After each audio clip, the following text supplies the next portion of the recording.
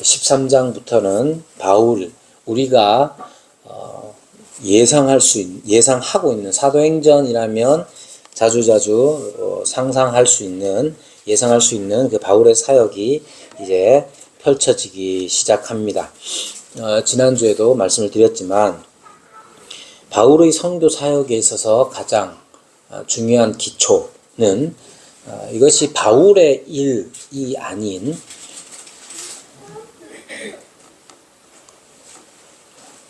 다시 펼쳐볼 일이 없지 않나? 성경책 올려놔. 13장 펴놓고요. 자, 13장 펴놓고.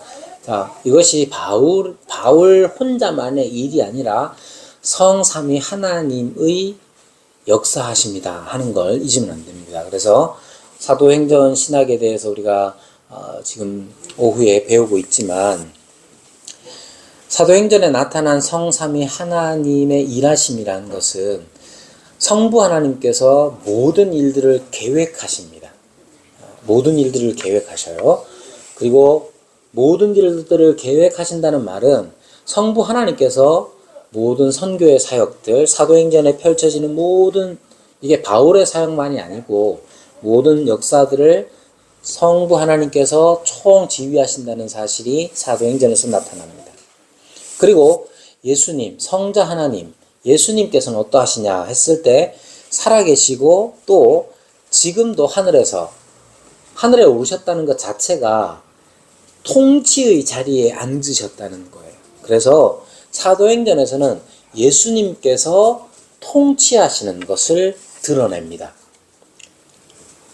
우리가 그것을 놓치면 안 돼요. 그러면 성령 하나님은 어떻게 나타나느냐 하면, 계시되느냐 하면 성령 하나님께서는 언제나 능력을 주시는 분으로 나타납니다. 그리고 인도하시는 분으로 나타나요.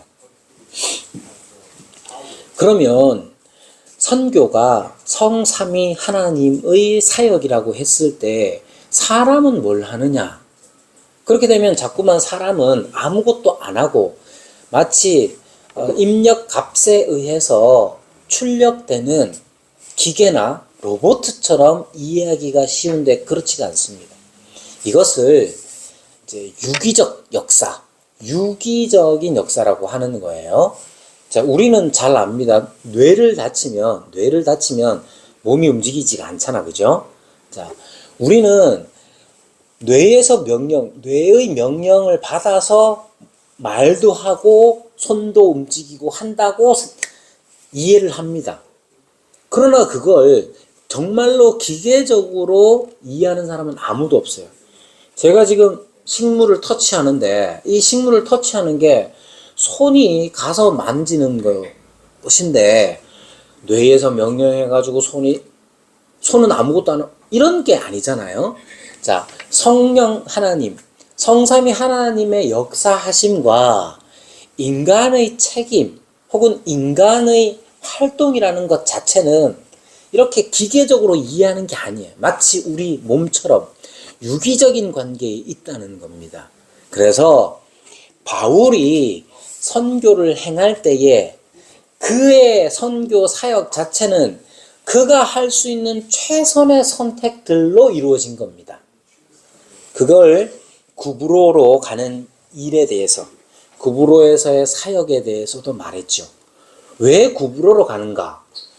바나바와 사울이 할 수 있는 최선의 선택을 한 거예요. 구브로에서도 마찬가지입니다. 구브로에서도 바예수라는 이 엘루마 마술사에 대하여서 행할 때에 혹은 총독 서기오 바울에게 행할 때에 자기가 할 수 있는 최선의 것을 하는 거예요. 지난주에 말씀드렸죠? 최선의 선택이란 무엇을 가지고 판단할 수 있느냐 하면 자기가 무엇을 기준으로 삼느냐의 문제입니다. 무엇을 기준으로 삼느냐. 그래서 성령께서 역사하시는 것은 예수님의 가르침, 예수님을 알게 하는 것인데 그것을 기준으로 해서 내가 할 수 있는 최선의 선택들을 해 나가는 거예요. 그렇게 하고 나면 우리가 돌아봤을 때에 하나님께서 나를 하나님께서 나를 인도하셨구나. 아, 이것은 성령께서 역사하신 거구나. 라고 고백하는 거예요. 지난번에도 같이 말씀을 나누는 중에 예로 들었지만, 우리 교회에서 세례받은 친구들이 있습니다. 그 친구들 한동대에 왜 왔느냐 하면 자기 그냥 성적 따라서 온 거예요. 자기 성적 따라서 왔는데 그러다가 옆에 있는 친구 따라서 우리 교회까지 교회를 처음으로 오게 된 거예요. 그런 친구들은 성령의 인도하심이라고 언제 말하느냐 하면 다 지나간 뒤에 하나님께서 내가 고등학교 때까지 교회도 안 다니고 예수님도 모르고 살았는데 하나님께서 나를 이렇게 인도하셨구나 라고 말하는 건 거짓말이 아니잖아요. 그러나 그때 당시에는 그냥 자기가 선택할 수 있는 최선의 선택들을 해온 것 뿐이에요. 자, 이게 중요합니다. 여러분, 우리의 삶에 있어서도 마찬가지입니다. 우리의 성령의 충만함이라는 것은 성령께서 우리에게 역사하시는 바를 따라서 100% 순종하는 게 성령의 충만이에요. 성령께서 100% 우리 가운데 충만히 역사하실 때 그 충만한 역사라는 것은 우리가 예수 그리스도를 더 깊이 알아가는 거예요. 창건이가 지금 아는 예수님에 관한 지식과 목사인 제가 아는 예수님에 관한 지식이 차이가 있습니까? 없습니까? 있다고 하면 저 욕하는 거잖아. 그죠? 차이가 있죠. 그러면 창건이도 성령에 충만할 수 있고 저도 성령에 충만할 수 있는데 성령 충만이라는 것은 자기의 지금의 그릇이 가득 차는 것을 말하는 거예요. 근데 그릇의 크기가 창건이의 그릇의 크기와 50년 교회를 다닌 이상용의 그릇의 크기가 똑같으면 문제가 있는 거예요. 그러나 그릇의 크기는 달라도 그 가득 차면 똑같아야 된다는 얘기예요. 그게 뭐냐? 창건이는 창건이의 수준 안에서 예수 그리스도를 알아가는 거고 예수 그리스도를 아는 것만큼을 그 알을 기준으로 선택의 기준으로 여겨서 살아가는 거예요. 이상용이라는 사람은 이상용의 그릇이 있는 거죠. 거기에 채워진 그리스도의 지식만큼 내가 최선의 선택을 해 나가는 거예요. 이게 중요한 겁니다. 자, 왜 이런 얘기를 하느냐 하면 13장에는 이제 구브로에서의 사역을 마치고 비시디아 안디옥으로 올라옵니다. 이 비시디아 안디옥에서부터 이름의 순서, 그 일행을 표현하는 이름의 순서가 바뀝니다. 이전에는 바나바와 사울이라고 했는데 이 비시디아 안디옥에서부터는 바울이 먼저 등장을 합니다. 그리고 바울의 어쩌면 첫 번째 긴 설교 내지는 복음 전도의 내용이 등장을 합니다. 바울은 이전에 다메섹에서 즉시로 예수 그리스도를 증언했습니다. 그런데 그 증언의 내용이 구체적으로 어떠했는지는 잘 나오진 않죠. 이 13장에서부터 17절부터 나오죠. 13장 17절부터 이 사도 바울의 복음 전도의 내용, 구체적으로 어떤 내용으로 전했는지를 지금 17절부터 말하고 있는 거예요. 이 바울 복음의 전도의 내용은 지난주에 잠시 말씀드렸습니다만은 종종 이 시대에 대해서 우리는 잘 모르고 있어요. 잘 몰라서 너무 이제 짐작을 너무 섣부르게 하는 경우가 있습니다. 여러분 그 중세 그러니까 약 5세기부터 시작해가지고 5세기 내지는 6세기부터 시작되는 중세, 그래서 16세기까지 혹은 14세기까지 약 1000년의 기간을 중세라고 부르는데 중세 시대가 어땠을까? 주로 이제 유럽 로마의 영향권 아래에 있던 그때의 중세가 어땠을까 했을 때 많은 사람들이 중세를 어떻게 표현했냐면 암흑시대로 표현합니다. 암흑시대. 사람들은 무식하고 뭐 이렇게 호이징가라는 사람이 중세의 가을이라는 책을 썼는데요.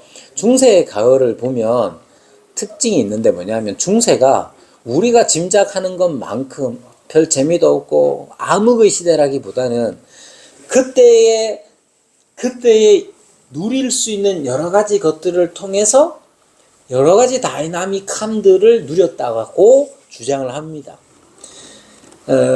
그런 오해가 성경의 시대를 읽을 때도 종종 있어요. 여러분, 바울이 전도하면 바울은 되게 쉽게 전도한 것처럼 짐작을 한단 말이에요. 그렇지 않아요. 자, 복음을 전하는데 지금 어디서 전하느냐면 비시디아, 안디옥, 비시디아라는 큰 지역 안에 안디옥이라는 큰 도시에서 전합니다. 그러면 이 비시디아 안디옥이라는 곳은 어떤 곳이냐? 배경적으로 보면 일단 안디옥이라는 이름은 헬레니즘 시대의 산물이에요. 헬레니즘 시대의 산물로서 그 말은 안디옥이라는 도시는 헬레니즘의 문화 아래에 있다는 겁니다.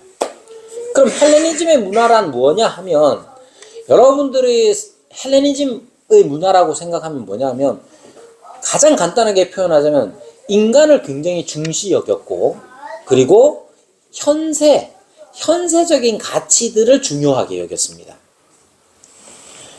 거기다가 이 비시디아 안디옥은 로마의 지배에 들어와 있어요. 그래서 로마적인 겁니다. 근데 로마적이다라고 했을 때 로마를 역사가들은 크게 둘로 구분을 합니다. 공화정 시대와 제국 시대로 나누어요. 여기 제국 시대라고 하는 것은 말 그대로 제국주의적이죠. 다른 민족들 쳐들어가서 그 복속시키고 너네가 살아남기 위해서는 로마화 되어야 된다. 로마적이 되어야 된다. 로마화 되어야 한다는 거예요. 만약에 그렇지 않으면 깡그리 깨부수는 게 로마 제국의 특징이에요. 그러면 그러한 로마 제국에 복속되고 지배받는다는 것은 그 영향 아래에서 그런 사람이 되는 거예요. 그러면 여기에서 등장하는 게 뭐냐면 로마적인 것은 힘에 대한 숭상이죠. 로마 제국 하에서 그러한 일반적인 성향들이 많이 드러났다고 합니다. 롱네커라는 사람이 쓴 책에 보면 그런 얘기들을 해요. 로마는 굉장히 신분의 상승을 위하여 역동적인 문화였다는 거예요. 예전에 조선시대에 노예로 태어나면 종으로 태어나면 대대로 종으로밖에 살 수 없잖아요. 면천되는 게 어렵단 말이에요. 근데 로마 시대에는 노예로 붙잡혀 왔다 할지라도 그 노예가 기술이 있거나 지식이 있거나 그러면 나중에 돈도 벌어서 자유민이 되기도 합니다. 해방 노예가 되는 거예요. 그러면 해방 노예로 끝나는 게 아니라 이 해방 노예들이 결국 황제의 직속인이 되기도 했습니다. 그러니까 로마 제국 하에서 사람들은 이렇게 신분의 상승을 위해서 굉장히 애를 많이 쓰던 그런 문화였다는 거예요. 그런데 이 비시디아 안디옥 안에는 그것만 있는 게 아니라 회당도 있었어요. 회당은 언제 등장하느냐? 회당은 왜 생기느냐 하면 거기에 유대인들이 어떤 세력을 이루어 놓았기 때문에 회당이 생기는 겁니다. 그래서 사도행전을 읽을 때 바울이 회당으로 갔느냐 안 갔느냐가 그 지역에 유대교가 얼만큼 세력을 갖고 있느냐를 판가름하는 기준이 됩니다. 안디옥에는 회당이 있었어요.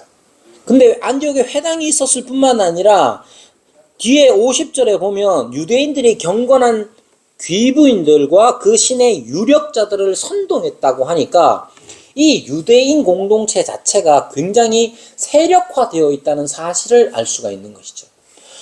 자, 제가 왜 이런 말을 하느냐 하면 여러분 사도 바울이 복음을 전할 때에 그 복음을 전해야 하는 그 사람들 쉬운 사람들이 아니에요. 문화적으로 헬레니즘의 문화가 꽉 자리 잡고 있었을 뿐만 아니라 로마 제국주의적인 그 상승의 욕구들이, 신분 상승의 욕구들이 지배하던 시대란 말이에요. 그러니까 그 지역에서 복음을 전하는 게, 복음이 모든 사람들이 다 마찬가지입니다. 자기의 필요를 채우는 것을 사람들이 취하는 거죠. 그런데 이 복음이라는 게 그 사람들한테 얼만큼 필요할까? 여러분, 지금 복음 전하기 쉬워요, 안 쉬워요? 여러분들 복음 언제 전해본 것 같아요? 여기 선교사님 아들도 앉아있는데, 이 선교사님 아들 복음 언제 전했겠어요? 우리 목사 아들, 딸 여기 있잖아요. 이 아들이 복음 언제 전했겠어요? 멀리 갈 거 없어요. 여러분은 언제 전했습니까? 복음을 복음답게 언제 여러분을 위해서 핑계를 대자면, 우리는 왜 못 전할까요? 우린 본능적으로 압니다. 복음이 씨알도 안 먹힌다는 거 알아요. 그렇잖아요. 여러분, 복음이 막 딱 전하면 먹힐 것 같은 사람 만나본 적 있습니까? 거의 없어요. 그러면 2000년 전에 사도 바울이 비시디아 안디옥 회당에 앉아 있으면 사도 바울은 어땠을까요? 사도 바울은 이 사람들 전하면 내 말 잘 먹히겠는데, 그렇게 생각할 수 있는 사람 없습니다. 2000년 전에도 그랬고 지금도 그렇고. 여러분, 복음을 전하는 건 2000년 전에는 쉬웠다, 30년 전에는 쉬웠다, 100년 전에는 쉬웠다, 안 그렇습니다. 복음을 전하는 건 언제 어디서나 인간적인 관점에서는 어려운 일이고 불가능해 보이는 일이에요. 그럼에도 불구하고 복음은 전해져야 하죠. 왜 전해져야 하느냐 하면, 인간의 본질, 인간의 본성, 인간의 본질적인 처지에 복음이 필요하기 때문에 그렇습니다. 헬레니즘이든 아니면 로마 제국주의든 간에 사람들은 다 현실적인 어떤 필요들에 이끌려서 종교와 철학을 찾습니다. 그러나 복음은 현실적인 것이 아니라, 그들이 느끼는 felt needs에 관한 것이 아니라 real needs에 관한 거예요. 내가 지금 당장에 필요한 것 때문에 로마 제국주의적인 어떤 상승의 사다리를 기어 올라가려고 합니다. 그게 지금 당장 필요하니까. 지금 우리가 가지고 있는 복음에 눈을 막고 귀를 틀어막는 이유가 뭡니까? 내가 지금 신분이 상승되고 돈을 벌고 내가 높은 자리에 올라가는 일에 복음이 별 필요 없어 보이기 때문에 그래요. 가끔 우리가 전도랍시고 하는 방식이 이런 거죠. 너 많이 외롭지? 교회에 오면 위로를 얻을 수가 있어. 근데 그때의 위로란 성경이 말하는 참된 위로가 아니고, 그저 그냥 너 친구 없으니까 여기 오면 사람들이 상대해줘. 나 그것도 중요한 일이라고 생각을 합니다. 가끔 교회 다니는 사람들 중에 정말 표현이 죄송합니다만, 아니 뭐 저런 사람이 교회를 다니나, 정말 창피하다 하는 사람이 있어요. 진짜로. 근데 이 사람이 막 교회 다닌다고 막 말하고 다녀요. 제발 안 그랬으면 좋겠는데. 근데 그런 사람이 지금 요즘 이제 가까이 지내고, 옆에 있는 사람이 그런 사람이라서, 정말. 근데 그 사람을 이제 삼자의 입장에서 이렇게 보면서 그런 생각을 합니다. 아, 그래. 저 사람 참 못났다. 진짜 못났어요. 참 못났다. 근데 저 사람이 그래도 교회 가가지고 그래도 저 못난 거를 받아주는 사람이 있으니까 교회를 가겠지. 그죠? 그런 게 필요합니다. 그게 필요해요. 자기가 느끼는 필요들, 그것을 교회에서 채움을 받는 일, 꼭 있어야 하는 일입니다. 친구 없는 사람 교회로 데려오고 오는 거 잘하는 거예요. 병든 사람 교회 와서 고침 받아라, 그것도 잘하는 거예요. 근데 그걸로 끝나면 안 되는 거죠. 친구가 없든 병이 났든 그 모든 자기들이 당장에 느끼는 그 felt needs라는 건 사인과 같은 거예요. 진짜 필요한 게 있다는 걸 나타내는 거죠. 우리는 그걸 전하는 거예요. 바울의 복음 전도의 내용의 특징이 뭐냐 하면 이스라엘의 역사를 쭉 훑으면서 뭘 얘기하느냐? 하나님께서 통치의 대권을 가지고 계시다는 거예요. 하나님이 그냥 그때 당시에 로마 제국의 신과는 어떠했느냐 하면 여러 신이 있는데 여러분들이 알고 있는 거 있잖아요. 뭐 미네르바부터 시작해가지고 막 쭉 있을 것 아니에요. 그 모든 신들이 있는데 그건 다이몬이에요. 그 위에 알 수가 없는 최고의 신이 존재한다고 생각을 했어요. 최고의 신이 있고 각 지역마다 그 지역을 관할하는 신들이 있다는 거예요. 우리도 바다에 가면 뭐가 있습니까? 용왕님이 있잖아요. 바다에 가면 용왕님 있고 그 다음 또 산에 가면 산신령이 있고 다 그런 거예요. 왜 그래? 산신령은 산에 특화된 신이고 용왕은 바다에 특화된 신이잖아요. 포세이돈은 바다에 특화된 신이고 그런 거예요. 왜 그런 일들을 통해서 그런 신관들을 통해서 자기들이 좀 더 유용하게 신들을 이용해 먹는 것이죠. 여러분, 그런데 바울이 하나님께서 구약에서부터 나타내신 계시는 하나님은 그런 신 중에 하나도 아니고 가려져 있는 최고의 신도 아니고 이 세상에 유일하신 하나님이라는 거예요. 유일하신 하나님. 근데 그 하나님이 로마 제국의 사람들이 생각하는 최고의 신처럼 알려지지 않은 어떤 신이 아니라 자신을 드러내시는 신이에요. 통치의 대권을 가지고 계시되 직접 그 대권을 발휘하시는 분이에요. 무엇을 위해서? 이스라엘의 구원을 위해서 당신의 통치의 대권을 발현하시는 분이 누구냐? 여호와 하나님이라는 거예요.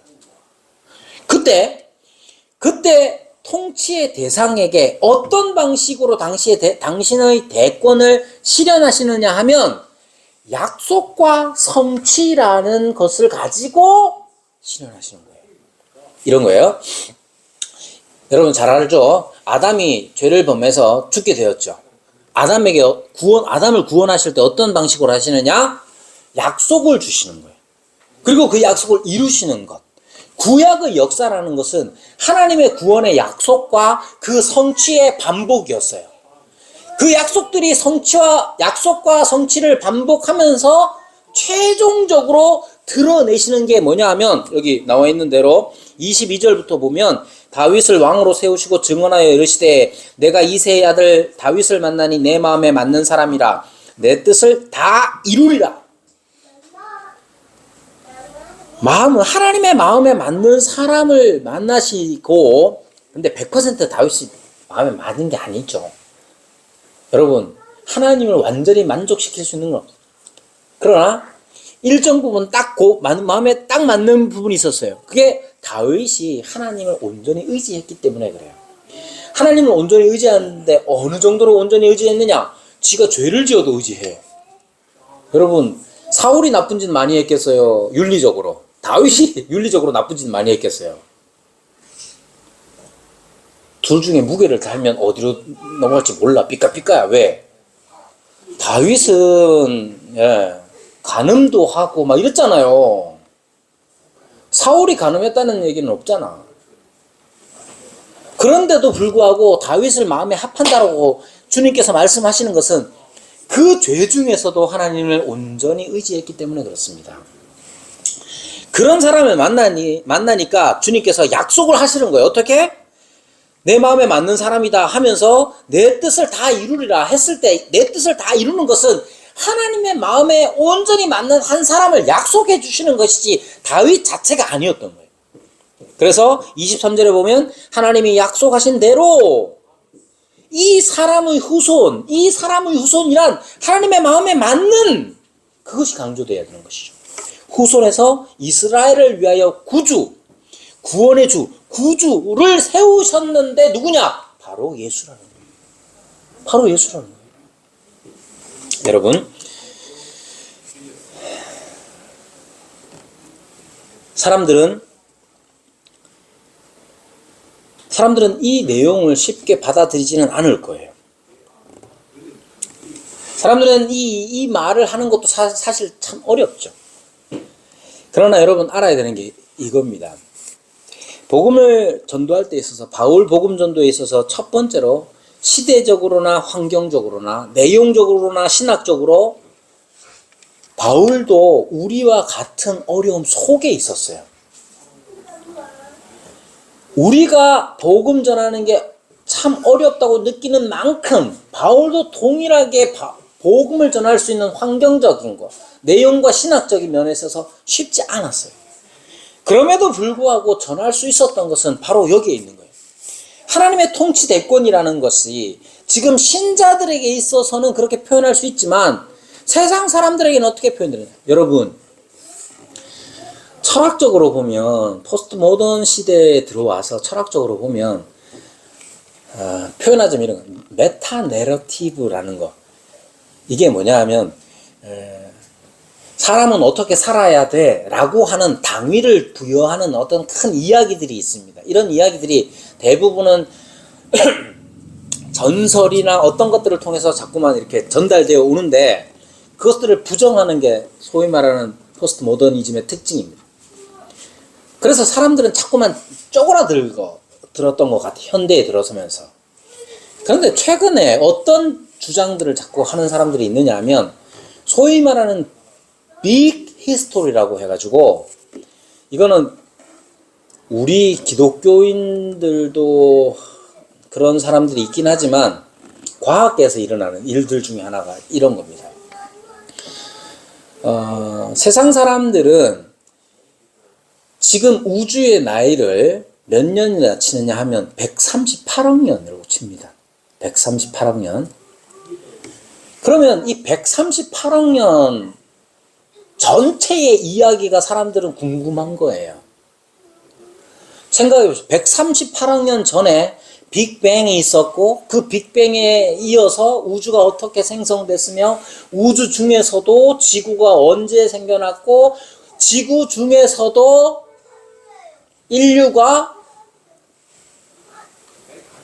언제 등장을 했는지, 인류는 어떻게 이렇게 이런 특징을 가졌는지에 관한 이야기들을 사람들은 궁금해 할까요? 안 할까요? 사람들 많이 궁금해 합니다. 그리고 그걸 알기 위해서 기꺼이 돈을 들여서 여행을 가고 기꺼이 그 책을 사고, 여행도 그냥 여행이 아니에요. 탐사 여행 이렇게 해가지고 몽골로, 호주로, 뉴질랜드로, 아마존으로 수백만 원씩 써가면서 여행을 갑니다. 수백만 원씩 그 이상을 들여서 그들이 알고 싶은 건 뭐냐? 빅 히스토리라고 부릅니다. 빅 히스토리. 빅 히스토리 뭐냐? 138억 년의 그 시간을 알고 싶은 거예요. 그게 무슨 쓸모가 있겠어요? 자기 신분 상승에 무슨 도움이 되겠어요? 없지만 그걸 알고 싶어 해요. 여러분, 지금도 많은 사람들은 이 세상이 어떻게 시작됐고 지금 여기에 있는 내가 어떻게 여기에 있을 수 있었느냐에 관한 근본적인 질문들을 한단 말이에요. 세상의 영화나 다큐멘터리 같은 것들이 그 대답을 주려고 합니다. 프로메테우스 같은 영화 같은 거 보세요. 인류가 어디서 왔습니까? 저 우주에서 왔다는 거예요. 그래서 그 우주를 찾아가는 영화를 거장이라고 불리는 사람이 만들어요. 갔더니 뭡니까? 외계인이야. 소아는 웃지만 얼마나 진지하게 그걸 만듭니까? 여러분, 사람들은 지금도 통치의 대권, 여러분, 통치대권이 뭡니까? 이 세상이 어떻게 생겨났고 어떻게 진행되었으며 어떻게 갈 것이냐에 관한 궁금함들을 가지고 있어요. 그걸 뭘로 자꾸 설명하려고 하느냐면 소위 이른바 과학이라는 걸로 설명을 하려고 합니다. 그 중에 한 사람이 박문호라는 박사님인데, 박문호 박사는 감탄사를 이렇게 합니다. Oh my science. Oh my God 안 해요. 왜? 이전에 바울은 하나님께서 통치 대권을 가지고 있다고 그렇게 믿었고, 그것이 우리의 계시의 말씀인데, 박문호 박사는 그것을 사이언스로 표현합니다. 그래서 감탄사도 오메 사이언스 이런단 말이에요. 여러분, 제가 박문호 씨 강의를 종종 듣습니다. 지질학부터 시작해가지고 온갖, 그분의 전문은 뇌과학인데 온갖 것들을 다 말합니다. 엄청난 지식을 자랑합니다. 그러나 간단히 말하면 그거예요. 이 우주는 어디에서 왔으며 어떤 과정을 거쳤고 어디로 갈 것인가. 그걸 우리는 어떻게 표현합니까? 하나님의 통치대권으로. 즉, 세상 사람들이 하나님의 통치대권에 관심이 없어요. 그래서 우리는 하나님의 통치대권에 대해서 말할 수 없는 것처럼 여겨요. 그러나 세상 사람들이 진짜로 관심 있어 하는 건 내가 지금 어떻게 여기에 와 있는가에 관한 관심이 없을 수가 없습니다. 그걸 사이언스로, 과학으로 설명하려고 하는 거예요. 그게 얼만큼 맞느냐의 문제는, 여러분, 과학을 얼만큼 신뢰할 수 있느냐 했을 때, 과학의 역사라는 것은 종종 표현하는 대로 과학의 역사는 자꾸만 그동안의 것들을 지우는 역사예요. 그동안 주장됐던 것들, 이건 틀렸구나. 틀렸다는 걸 발견하는 게 과학의 역사예요. 여러분, 아무튼 세상 사람들은 지금도 하나님의 통치대권, 세상이 어떻게 시작했고 어떤 과정을 거쳤으며 어디로 나아가느냐 하는 것들을 궁금해합니다. 138억 년 전의 일이 지금 100년도 못 사는 인생에게 뭐 그래 필요하겠어요? 그런데도 불구하고 사람들은 그걸 알고 싶어 하는 거예요. 여러분, 그럼 어떤 사람이 복음을 전할 수 있느냐? 여러분, 우리가 많은 것을 안다고 전달되는 게 아닙니다. 사람이요, 인간이라는 존재 자체가 그런 것 같아요. 여러분들이 아는 시인 한 사람만 대보십시오. 아마 윤동주일 거예요. 윤동주라는 사람이 1917년생입니다. 1917년이고, 윤동주는 사실 생각하면 자기가 살아생전에 시집을 출간한 적이 없습니다. 유고집이에요. 연희전문을 다니다가 이제 일본으로 가기 전에 자기가 졸업하면서 자기가 원고지에 자필로 쓴 자선 시집을 이제 출간하려고 해요. 그런데 이양아라는 그 교수가, 야, 너 지금 이렇게 글 쓰면 일본이 가만두지 않을 거야 라고 말려요. 그래서 자기의 육필, 자기가 직접 쓴 원고지, 그 시집을 3사람에게 나누어 줍니다. 누구냐? 자기의 교수였던 이양아, 그리고 자기 후배였던 연희전문학교의 몇 년 후배였던 정병욱, 그리고 자기, 이렇게 3부를 각자 나누었어요. 윤동주가 일본으로 건너가면서 검문을 받아가지고 그 시집이 빼앗깁니다. 한 권이 사라졌죠.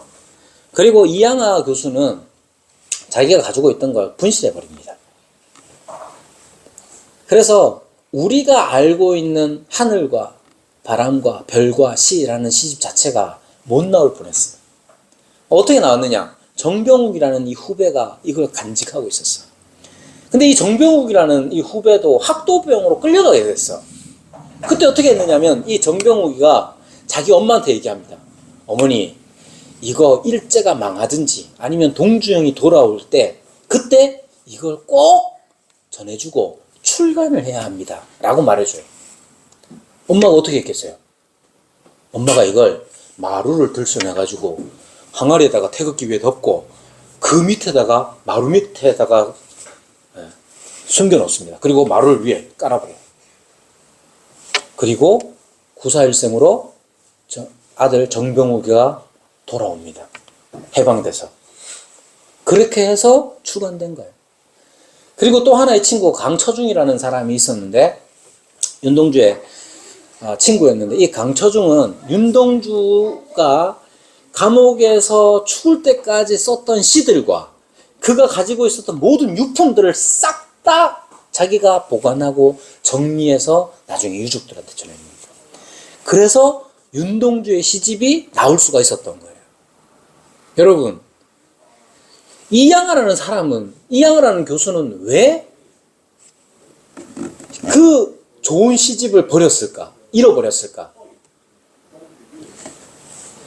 이양하에게 윤동주는 학생 중에 하나였어요. 그러나 정병욱이나 아니면 강처중 같은 친구나 후배들에게 윤동주는 아주 매력적인 사람이었던 거예요. 생각해 보십시오. 윤동주의 매력은 어디에서 오느냐 하면 아주 대단한 게 아니에요. 왜? 윤동주랑 고종 사촌이 있었는데 송몽규라고 몇 달 앞서서 태어났기 때문에 고종 사촌 형이에요. 근데 이 송몽규와 윤동주는 엄청 친하게 지냈습니다. 근데 송몽규는 윤동주보다 훨씬 뛰어났어요. 윤동주, 송몽규랑 같이 어린 시절을 보냈던 유명한 사람이 있는데 누구냐면 문익환 목사님이에요. 이 문익환 목사님이 나중에 인터뷰를 하면서 세 사람 중에 누가 제일 똑똑하냐 순서를 해봐라 했더니 송몽규, 윤동주, 문익환 이렇게 됐어요. 그런데 이제 객관적으로 보면 송몽규, 문익환, 윤동주라고 이 사람들은 얘기합니다. 윤동주는 죽을 때까지 평생 송몽규와 사이좋게 지냈는데 송몽규라는 이 고종사촌 형은 너무 똑똑해요. 그래서 윤동주는 자기의 시를 출간도 못했는데 이 송몽규는 동아일보에 술이락인가 뭐 하여튼 그걸로 단편으로 등단도 하고 김구가 만들었던 독립운동 단체에 소속돼서 활동도 하고 교토제국대학에 둘이 시험을 같이 쳤는데 송몽규는 합격을 하고 윤동주는 떨어져요. 그래서 리쿄대학인가 거기를 가게 되죠. 왜 이런 말을 하느냐 하면 여러분 생각해 보십시오. 송몽규보다도 못하고 물론 똑똑합니다. 윤동주는. 그럼에도 불구하고 그는 자기가 시인으로서 시집도 제대로 출간해보지도 못하고 도리어 사람들의 만류에서 시집을 출간해보지 못한 사람이에요. 윤동주는 자기 자신을 시인으로 여겼겠습니까? 시집도 하나 못 낸 사람이었는데 그런 사람의 유필 원고를 자기의 목숨처럼 소중하게 여겼던 정병욱이라는 사람, 그저 이름도 없이 죽어가는 자기 친구를 기억하며 그의 모든 시들과 이후의 모든 시들과 그의 작은 유품들까지 다 간직했던 강처중 같은 사람들, 왜 그랬겠어요?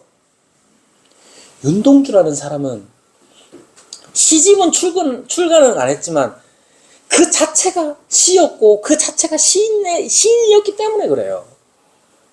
그 동시대의 사람 중에 백석이라는 사람이 있는데 백석은 엄청 유명한 시인입니다. 근데 읽어보면 이 해석이 필요해. 근데 윤동주의 시는 어때요? 지금 창건이가 읽어도 가슴이 저릿저릿한 게 있단 말이에요. 왜? 자기의 말로 자기의 감정에 솔직합니다. 여러분 십자가라든지 아니면 별에는 밤입니까? 별에는 밤 같은 것들을 읽어보면 여러분 그 사람이 그 윤동주라는 사람 자체는 말 그대로 자기 자신이 시였던 사람인 거예요.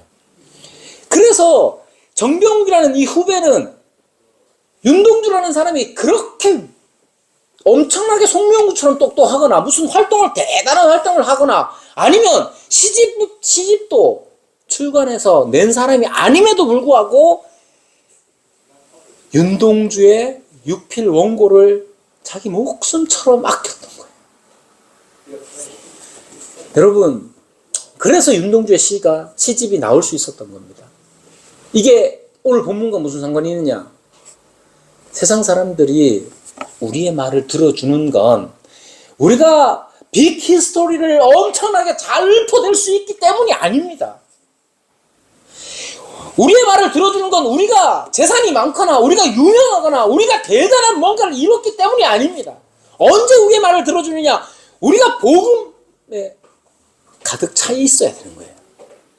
윤동주가 시로 가득 찬 인생을 살았던 것처럼, 물론 윤동주는 기독교인입니다.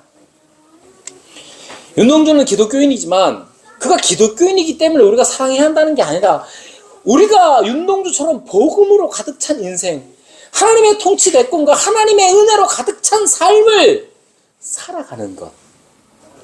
그때에 우리가 전하는 복음에 사람들은 귀를 여는 거예요. 우리가 세상 사람들처럼 살면서 하나님의 은혜, 하나님의 역사 얘기하면 사람들은 안 듣습니다. 왜? 지금 당장 자기한테 필요한 말이 아닌데요. 목숨을 걸고 윤동주의 곁에 있던 몇 사람이 목숨을 걸고 윤동주의 시집을 간직했던 것처럼. 근데 왜 그렇게 할 수 있었느냐? 윤동주 자체가 시였기 때문에 그래요. 우리도 우리의 복음을 누가 들을 겁니까? 여러분, 목사가 전하면 다 잘 듣는 것 같아요? 안 그래요. 돈 많은 사람이 복음 전하면 잘 들을 것 같아요? 유명인이 복음 전하면 잘 들을 것 같아요? 듣죠. 왜? 그 유명인을 보는 것 뿐이에요. 중요한 건 뭐냐? 우리가 어떤 삶을 살든지 어떤 모습으로 가지고 있든지 간에 우리가 복음으로 가득 찬 삶, 하나님의 은혜로 가득 찬 삶이어야 한다는 겁니다. 사도 바울은 그랬던 거예요. 그게 중요합니다. 우리가 말하는 것 사람들이 듣지 않습니다. 하나님의 통치 대권, 하나님의 은혜, 하나님의 약속, 예수 그리스도, 사람들이 들을 것 같아요? 언제 들을 것 같아요? 우리가 그리스도로 가득 차 있을 때. 52절에 보면 제자들은 기쁨과 성령이 충만했다. 이때의 제자들은 누구냐면 이 안디옥, 비시디아 안디옥의 사람들이에요. 이제 믿기를 시작한 사람들. 그들은 기쁨이 넘쳤습니다. 왜 그렇습니까? 하나님의 통치 대권이라는 것. 그 역사를 그들이 깨달았기 때문에 그래요. 이게 어떻게 가능합니까? 성령의 충만함 때문에 그래요. 성령은 그들에게 오셔서 그들로 하여금 하나님의 구원 역사가 무엇인지 깨닫게 해줍니다. 이 사람을 힘입어, 즉 예수 그리스도를 힘입어 죄사함과 의롭다 하심이 지금 안디옥에 있는 이방인들에게도 부어진다는 사실을 그들이 깨달았기 때문에 그래요. 그것이 성령의 충만이란 말이에요. 여러분, 복음 전하는 거 쉽지 않습니다. 그러나 우리가 먼저 복음으로 충만한 삶을 추구해야 합니다. 그리고 우리는 사도 바울처럼 담대히 하나님의 통치 대권과 그 은혜에 대하여 증언하는 삶을 살아야 되죠. 그럼 어떻게 되느냐? 믿는 자가 있습니다. 안 믿는 사람도 있습니다. 분명히 나오는 것처럼 반박하고 비방하는 사람들이 있는가 하면 듣고 기뻐하여 하나님의 말씀을 찬송하며 그런 사람도 있는 거예요. 누가 언제? 복음에 사로잡힌 사람이 복음을 전할 때에 그런 역사가 있는 겁니다. 저와 여러분의 삶이 복음에 사로잡히고 복음을 증언하는 우리의 삶이 되기를 바랍니다.